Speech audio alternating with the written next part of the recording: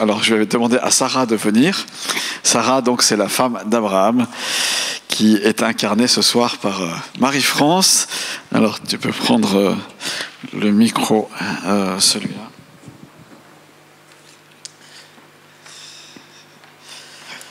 Alors je ne sais pas si mes calculs sont exacts, mais quand Sarah reçoit la promesse qu'elle va être enceinte, qu'elle va porter pendant 9 mois un bébé, et que c'est l'enfant de la promesse, d'après moi, elle a 75 ans, si je ne me trompe pas. Vous calculerez, c'est ça, les biblistes.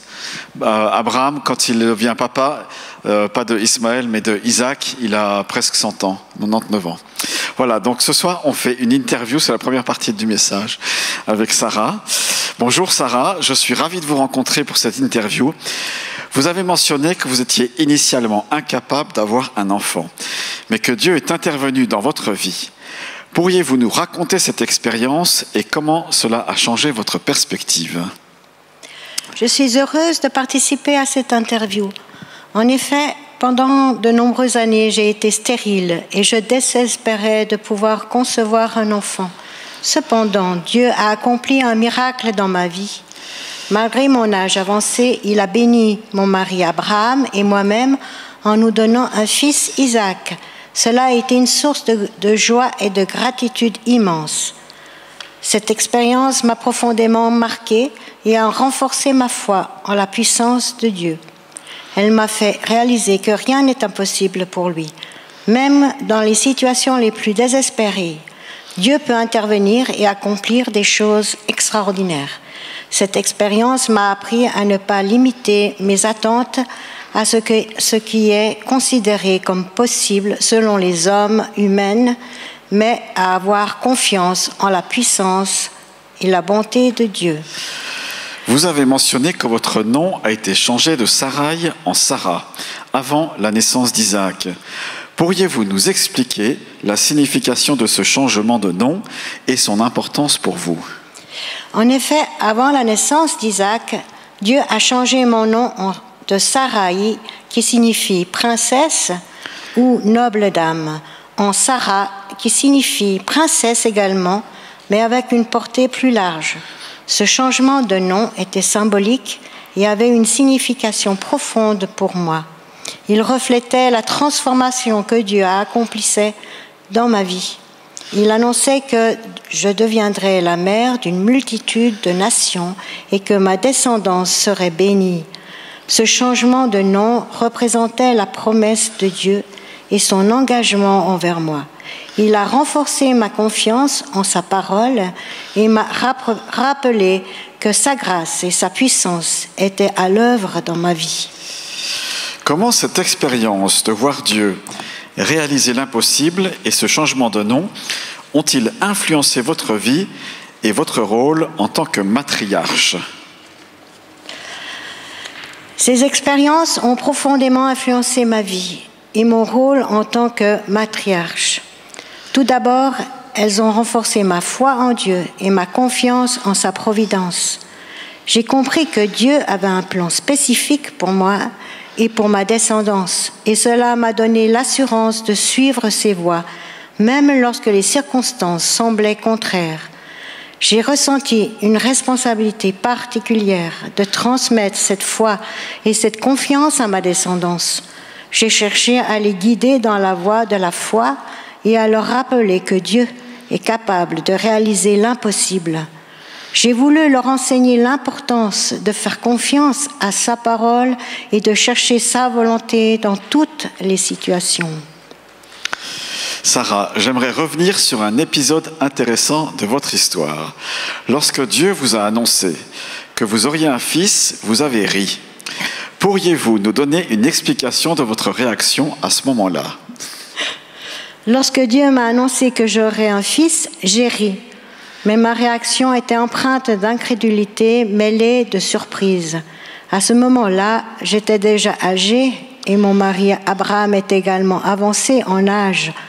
La perspective d'avoir un enfant à un âge aussi avancé semblait impossible du point de vue humain. Mon rire n'était pas un rire de mépris ou de doute envers Dieu, mais plutôt une réaction spontanée de surprise face à cette annonce extraordinaire. Je ne pouvais tout simplement pas comprendre comment cela pourrait se produire dans ma situation. Cependant, j'ai rapidement réalisé que mon rire n'était pas approprié, car j'ai compris que Dieu était tout-puissant et capable de réaliser des choses impossibles aux yeux des hommes. Ce moment de rire a également été un moment d'humilité pour moi. Cela m'a rappelé que les plans de Dieu dépassent souvent notre compréhension humaine et que sa puissance n'est pas limitée par les contraintes de notre condition. J'ai appris à mettre ma confiance en Dieu et à accepter sa volonté même lorsque cela semblait défier toute logique humaine. Alors là, je vais lire un texte qui est assez surprenant dans 1 Pierre 3. Ayez non cette parure extérieure, c'est Pierre donc qui écrit aux femmes. Ayez non cette parure extérieure qui consiste dans les cheveux tressés, les ornements d'or ou les habits qu'on revêt. Mais la parure intérieure est cachée dans le cœur, la pureté incorruptible d'un esprit doux et paisible qui est d'un grand prix devant Dieu. Ainsi se paraît autrefois les saintes femmes qui espéraient en Dieu, soumises à leur mari, comme Sarah qui obéissait à Abraham et l'appelait son Seigneur. C'est d'elle que vous êtes devenues les filles en faisant ce qui est bien, sans vous laisser troubler par aucune crainte. Alors Sarah, pourriez-vous nous expliquer, nous donner votre perspective sur la signification de ce texte, 1 Pierre 3, où Pierre s'adresse aux femmes croyantes? Votre question est délicate. J'espère que mes réponses vous guideront. En ce qui concerne ma relation avec Abraham, il est vrai que nous avions une relation paisible et pleine de confiance. J'ai toujours eu une grande estime pour mon mari et je le soutenais dans ses décisions car je savais que Dieu lui parlait et qu'il était le responsable de notre famille. J'avais confiance en la relation d'Abraham avec Dieu et cela m'a donné la certitude que nous étions guidés par des desseins plus élevés. En me rangeant aux côtés d'Abraham, j'ai pu voir les bénédictions de notre obéissance commune à Dieu se manifester dans nos vies. Nous avons traversé des épreuves et des défis, mais notre foi en Dieu et notre confiance mutuelle nous ont aidés à les surmonter ensemble. Je crois que la relation de confiance et de respect mutuel entre un mari et une femme est essentielle. En nous soutenant mutuellement dans notre marche avec Dieu, nous avons pu avancer ensemble, nous encourager et nous fortifier mutuellement. La relation d'autorité d'Abraham en tant que responsable de notre famille était guidée par sa relation étroite avec Dieu et cela a apporté une harmonie et une paix à notre foyer. Alors Sarah, une autre question. Dans la Bible, vous appelez votre mari Seigneur. Pourquoi ce titre pour vous adresser à Abraham? En effet, j'ai l'habitude d'appeler mon mari Seigneur. Cela avait plusieurs significations à l'époque.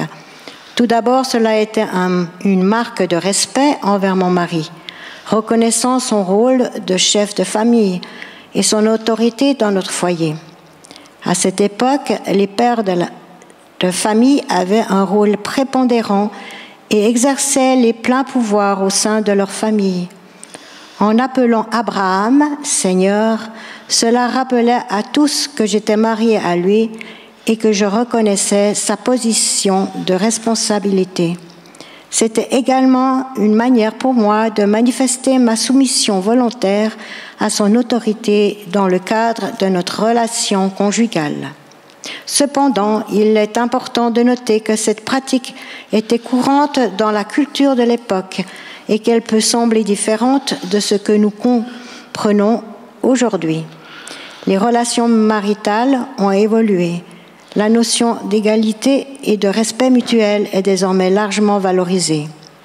Pour ma part, je peux dire que ma relation avec Abraham m'a pleinement comblée. Nous avions une connexion profonde et une confiance mutuelle qui nous ont aidés à traverser les défis de la vie. L'appeler Seigneur était un moyen de reconnaître la présence de Dieu aux côtés d'Abraham et de souligner notre engagement et notre respect mutuel dans notre mariage. Je suis reconnaissante d'avoir eu la chance de vivre une relation si harmonieuse et épanouissante avec mon mari Abraham. Merci Sarah d'avoir partagé sur ces questions. Votre perspective offre un éclairage intéressant sur les coutumes et les dynamiques conjugales de l'époque. C'est inspirant de voir comment votre relation avec Abraham était fondée sur le respect, la confiance et l'amour mutuel. Alors merci beaucoup Sarah, on peut l'applaudir. Merci. Si certains souhaitaient avoir le texte, il est en partie disponible sur spiritcookie.org. Autrement, là, il y a une copie et vous me le signifiez, je vous l'envoie par email. Voilà, Sarah, c'était bien de la voir quand même, Sarah, parce que ça fait longtemps qu'elle est décédée, mais pour nous, elle est revenue. Alors c'est vrai que le texte biblique ne dit pas tout, qu'il a fallu un petit peu essayer d'imaginer 2-3 choses autour, mais je pense que dans les réponses de Sarah, il y a un peu l'essentiel de son parcours de vie, et comme je le disais tout à l'heure, d'après moi, si je me souviens bien, elle avait à peu près 75 ans quand elle a eu l'annonce de la naissance prochaine d'Isaac. Et donc de Genèse chapitre 17-18, là on est dans ces passages-là. Je ne sais pas comment vous réagiriez, les Abraham et les Sarah, aujourd'hui, quand s'il y avait une annonce comme cela. Bien sûr, c'était exceptionnel parce qu'il fallait qu'il y ait un peuple qui soit créé, et puis Dieu avait choisi l'impossible pour manifester le possible, mais il n'en reste pas moins que Dieu a des annonces à nous faire, à te faire. Peut-être qu'il les a déjà faites dans le livre, que c'est écrit déjà, mais qu'il y a d'autres qui sont à venir et qu'il va falloir être avant toute chose pleine de foi, pleine de réalité de la foi. La puissance qui libère l'action de Dieu, c'est la foi. Croire qu'il peut faire ce qu'il a promis et croire qu'il peut te rencontrer là où tu en es et accomplir ce qu'il a promis de ton vivant, si possible. On est d'accord. Mais le temps et les moments lui appartiennent.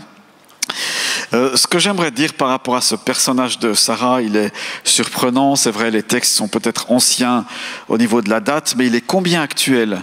Il est vraiment actuel, et puis les textes de Genèse, les textes dans le Nouveau Testament qui reprennent son histoire, notamment dans Hébreux 11 et dans Romains 4, eh bien, je trouve qu'ils sont percutants, et c'est comme Abraham, une femme qui a réussi à persévérer.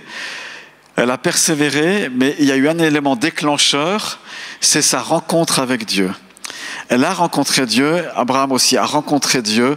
Vous savez, c'est ce texte dans le livre de la Genèse, alors que on est en plein midi, il fait très chaud comme aujourd'hui, étonnante circonstance similaire, il fait très très chaud, et puis au loin, il y a 3 hommes qui viennent vers la tente et les tentes d'Abraham plutôt.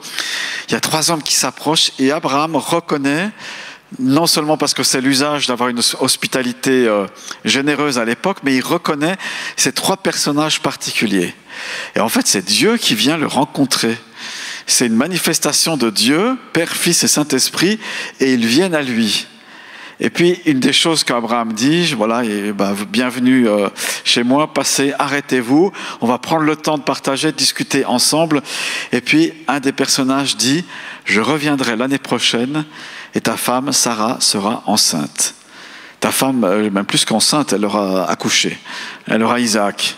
Elle aura l'enfant de la promesse, ne sera plus promesse, mais il sera là.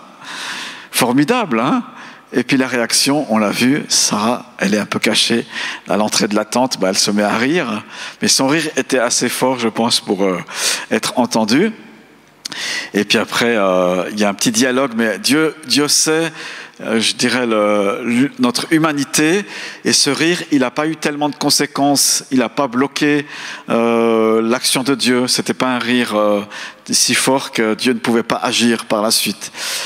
C'était pas, Sarah n'a pas dit, c'est du n'importe quoi, j'arrête tout de marcher avec Dieu, mais c'était juste passager, ça nous arrive à tous. D'avoir une réaction comme ça, il ne faut pas s'y attarder.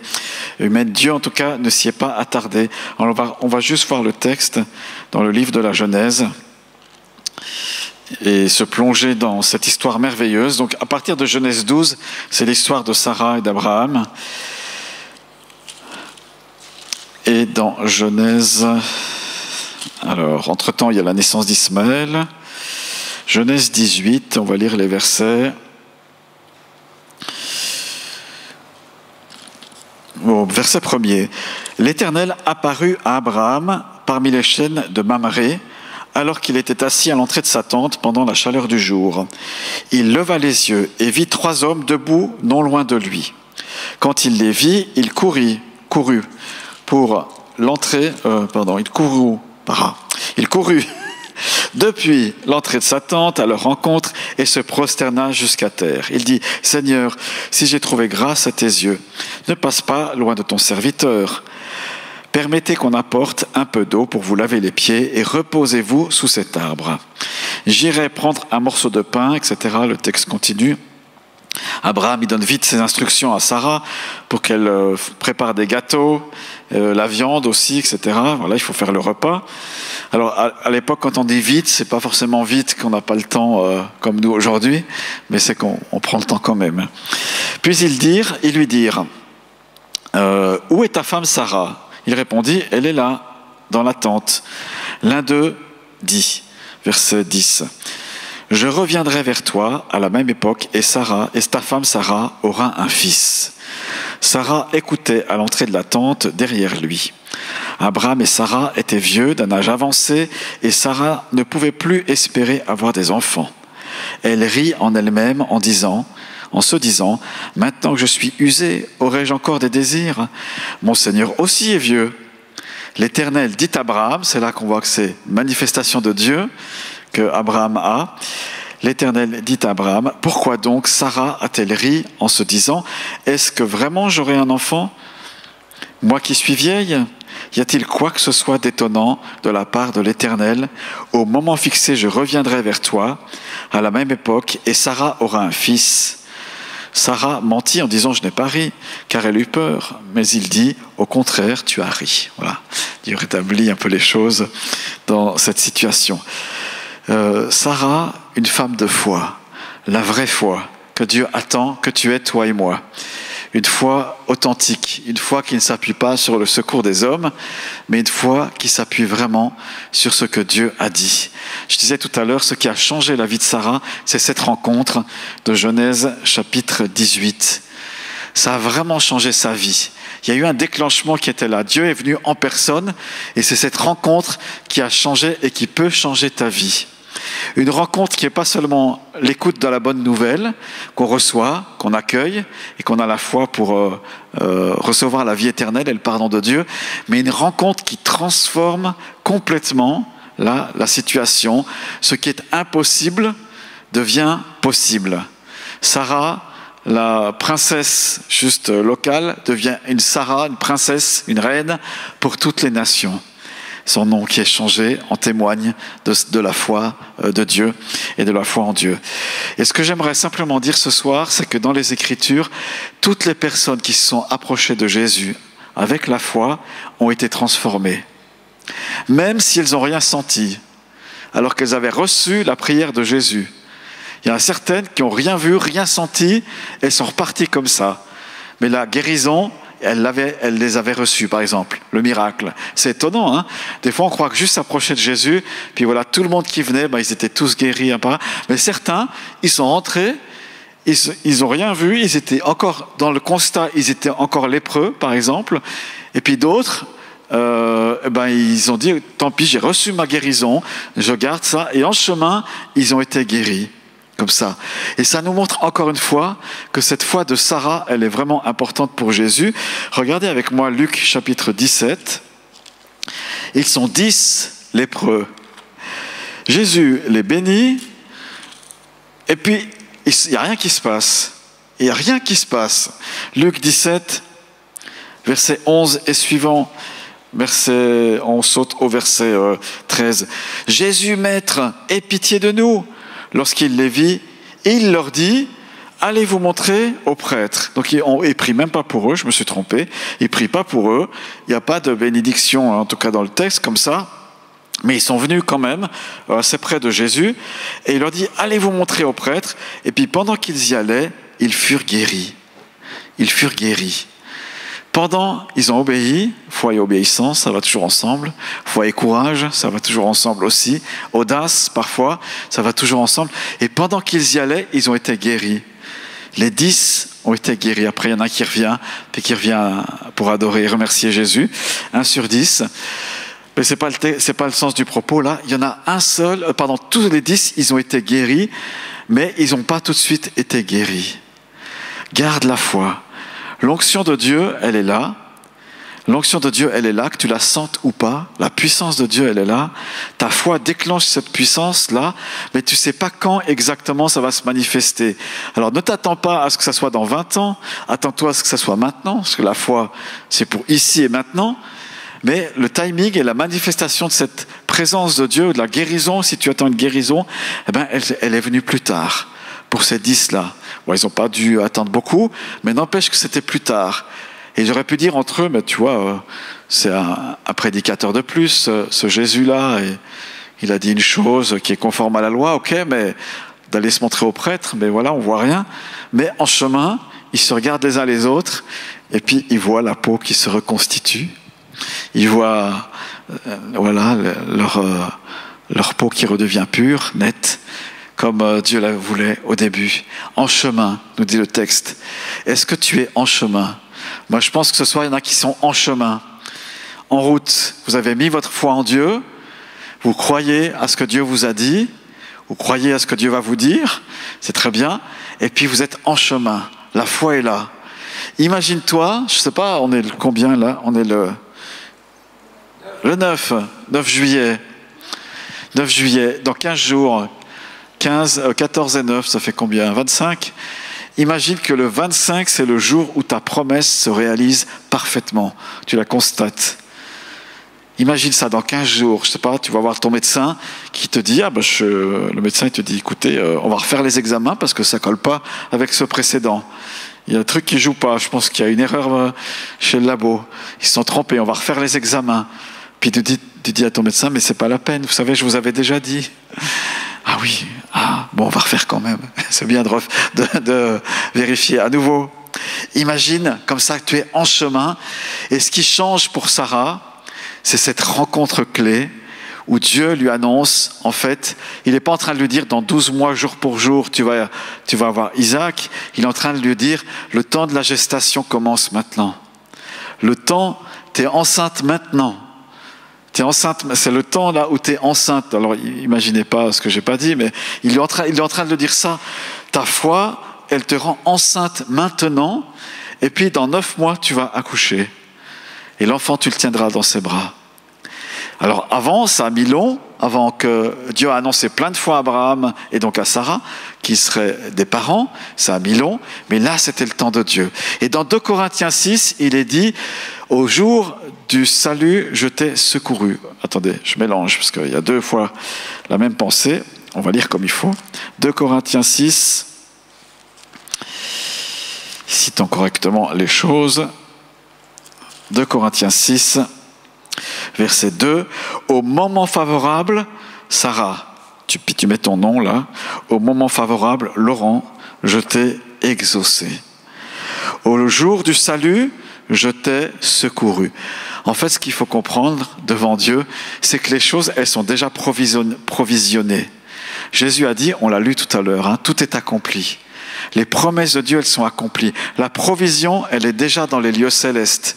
Mais ta foi à toi, elle fait que la puissance de Dieu va se manifester entre le ciel et toi. Il y a un petit délai des fois, mais c'est ta foi, tu dois la garder, la protéger. C'est ton rôle à toi. Tu as reçu la foi pour être sauvé. Tu as reçu des promesses de Dieu, une parole prophétique. Tu ne vois pas encore la réalisation, mais c'est ta foi qui compte là pour qu'elle puisse permettre à Dieu d'agir. Et puis ta foi, c'est pas dans des choses possibles, mais c'est dans le Dieu de l'impossible. Parce qu'avec Dieu, il y a toujours le mot impossible au niveau des hommes, mais possible pour lui, qui est attaché. C'est comme ça que la foi, elle se manifeste. Ce qui est possible avec Dieu, eh bien voilà, ce qui en Dieu est le possible est. Et c'est des choses qui sont au ciel. Donc c'est le jour du salut qui est là. Et tu peux prier comme ça, Seigneur. C'est le moment favorable, c'est l'instant T. Je t'ai exaucé, tu m'as exaucé. C'est le jour du salut, tu m'as secouru en Jésus-Christ. Et toutes les promesses de Dieu sont ce oui et amen en Jésus-Christ. Le possible devient possible. Ce que Dieu t'a dit se réalise. Il y a Sarah qui est là pour nous encourager. C'est beau, hein, son histoire. C'est magnifique. Et aujourd'hui, les descendants d'Abraham et de Sarah sont pléthores, hein, des millions, avec toutes les générations précédentes, ça s'accumule.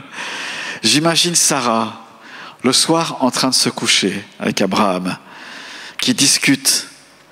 Comment on va l'appeler, notre fils? Comment il sera? Oh, mince, il faut que j'achète des couches. Il faut que j'achète, je dis des bêtises, mais c'est un peu ça. Il faut que je me prépare. Quelle tente on va lui donner?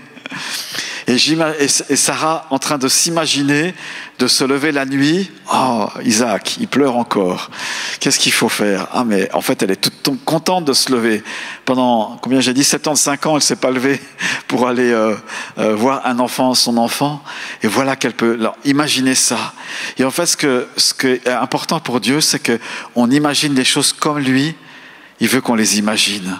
Ne pensons plus en doute ou en incrédulité. On va rire une fois, c'est bon, mais après on croit. On croit que ce que Dieu a promis, il a la puissance de l'accomplir. On croit que Dieu est le Dieu de l'espérance. Abraham, Romains 4, espérant contre toute espérance. Ils peuvent regarder leur corps, Sarah et Abraham, mais ça va les mener nulle part. Ce corps est usé, fatigué. Ça fait longtemps qu'ils ne peuvent plus avoir d'enfants. Mais Jésus est là, à leur côté. Crois seulement. Crois seulement. Et c'est ce qu'il te dit ce soir. Hein. Crois seulement. Elle en est où ta foi? Elle en est où ta foi? Crois seulement. Donc ce que je disais tout à l'heure, c'est cette rencontre qui change tout. Cherche Jésus. Il y a 2-3 semaines en arrière, j'étais avec notre président de paroisse. On discutait chaque année, depuis 2 ans, j'ai un rendez-vous avec lui spécial, c'est le bilan. Je fais le bilan avec lui de l'année écoulée. Et voilà, rendez-vous des ressources humaines. On fait le bilan comme ça, et puis on discutait, on partageait. Et puis je lui dis simplement comme ça, tu sais, je crois, Björn, je crois que c'est ma meilleure année de ministère que j'ai jamais eue. C'est ma meilleure année. Et je compte pas comme les hommes comptent, mais je compte dans ma relation avec Dieu, dans ma relation avec les membres de la paroisse. Je crois que c'est ma meilleure année. Je sais pas ce que Dieu prépare à l'avenir, mais je suis sûr que là, je vis une année essentielle. Et c'était trop bien, quoi, ce dialogue. On était sur la même longueur d'onde au niveau de la foi. Et puis on a partagé. Et puis Björn est un homme plein de foi aussi. Et d'encouragement, et c'était vraiment super, quoi. Ça m'a boosté, ce moment-là. Une rencontre avec Björn, mais je sais que c'est issu et précédé d'une rencontre avec Dieu. Et il m'a dit ceci, à la fin, il m'a dit, écoute, je t'encourage à faire une chose. Prends une journée par semaine où tu es seul avec Dieu. Fais que ça. Fais que ça. Prépare pas de message, ne fais pas d'autre chose que passe du temps avec la parole, avec la prière, avec le Seigneur, simplement. Discipline-toi pour ça. Alors, j'ai pas réussi à le faire jusqu'à présent. J'ai fait 2 matinées dans les 2 dernières semaines là. C'était déjà vraiment bien, un défi mais bien. Et il m'a mis ça à cœur. Simplement, rencontre Dieu et prends du temps avec lui. Et si le Seigneur nous disait ça aussi à chacun de nous, prends du temps avec lui. Alors peut-être bloquer une journée, ça paraît beaucoup comme ça, mais je pense que si on en prend l'habitude, ça sera faisable, ou la nuit, ou voilà, quand tu décides de faire cela. Cette rencontre qui est là, venir à Jésus. Venir à Jésus. Jésus n'a pas moins d'onction ou plus d'onction, de puissance du Saint-Esprit, suivant l'heure de la journée. Il a toujours la même onction. Et on voit plusieurs passages dans les évangiles où les gens venaient à lui et donc ils étaient guéris, délivrés, même si c'était plus tard pour certains. L'onction est là ce soir. Jésus est là ce soir. La puissance du Saint-Esprit est là. Elle rayonne de lui. Et si on vient à lui, on peut être délivré, guéri, libéré. Alors, dans quelles circonstances on a besoin de l'onction de Dieu? On va dire tout le temps, mais il y a peut-être des choses spécifiques. J'ai mentionné la guérison, mais j'ai listé 10 points, peut-être que vous allez vous retrouver là-dedans, qui demandent de la foi. Et lorsqu'on rencontre Jésus, son onction est là, le Saint-Esprit est là, et sa gloire se manifeste. Guérison d'une maladie incurable. Et tu peux lire Exode 15, 26, je suis l'Éternel qui te guérit. Point 2, restauration d'une relation brisée. Marc 9, 23, tout est possible à celui qui croit. Tout est possible. Seigneur, ma relation avec telle personne est brisée. Et Dieu dit, Marc 9, 23, tout est possible. La restauration est possible. 3, fourniture des besoins financiers dans les moments de difficulté. Philippiens 4, 19, mon Dieu pourvoira à tous vos besoins. Philippiens 4, 19. Puis il y a Sarah qui hoche la tête, elle est d'accord. Elle le regarde du haut des cieux, on imagine. 4, libération d'une dépendance ou d'une addiction. Si donc, Jean 8, 36, le Fils vous affranchit, vous serez réellement libre. Aujourd'hui, il y a peut-être une addiction, mais le Seigneur te dit, tu seras réellement libre. Jean 8, 36. Point 5. Réalisation d'un miracle dans une situation apparemment impossible. Luc 1, 37 pour toi. Rien n'est impossible à Dieu. Point 6. Protection contre les dangers et les menaces. Dieu est notre refuge et notre force. Psaume 46, verset 1. Point 7. Transformation d'un cœur endurci ou d'une attitude négative. Là, je suis sûr qu'on voit tous quelqu'un qui se dit, ah, tiens, ouais, cette personne-là, cœur endurci. Ézéchiel 36, 26. Je vous donnerai un cœur nouveau, je mettrai en vous un esprit nouveau. Le cœur endurci, Pharaon, peut être transformé par Dieu. Point 8. Direction et sagesse pour prendre des décisions importantes. Jacques 1, 5. Si quelqu'un manque de sagesse, qu'il la demande à Dieu. Donne-moi ta sagesse, Seigneur. Je veux prendre la bonne décision. Point 9. Accomplissement des promesses de Dieu sur votre vie. 2 Corinthiens 1, 20. Toutes les promesses de Dieu en lui sont oui. Dieu certifie cette promesse. Il met un tampon. Oui, c'est payé, c'est accompli. 2 Corinthiens 1, 20. Point 10. Résurrection de quelque chose qui semblait perdu ou mort. Ah, ça c'est pour Sarah et Abraham. Jean 11, 25. Je suis la résurrection et la vie. Je suis, dit Jésus, Jean 11, 25. Et puis après, il le prouve en ressuscitant Lazare. Je suis la résurrection et la vie. Alors ce soir, on peut venir à celui qui guérit. Si tu crois, tout est possible, viens à lui. Si tu es dans le besoin, financier ou autre, ton Dieu pourvoit à tous tes besoins. Si tu es dans une dépendance ou une addiction, le Fils veut te rendre libre. Si tu es dans l'attente d'un miracle, une chose apparemment impossible, viens à celui qui te dit « Rien n'est impossible à Dieu ». Besoin de protection, Dieu est ton refuge, viens à lui, il est ta force.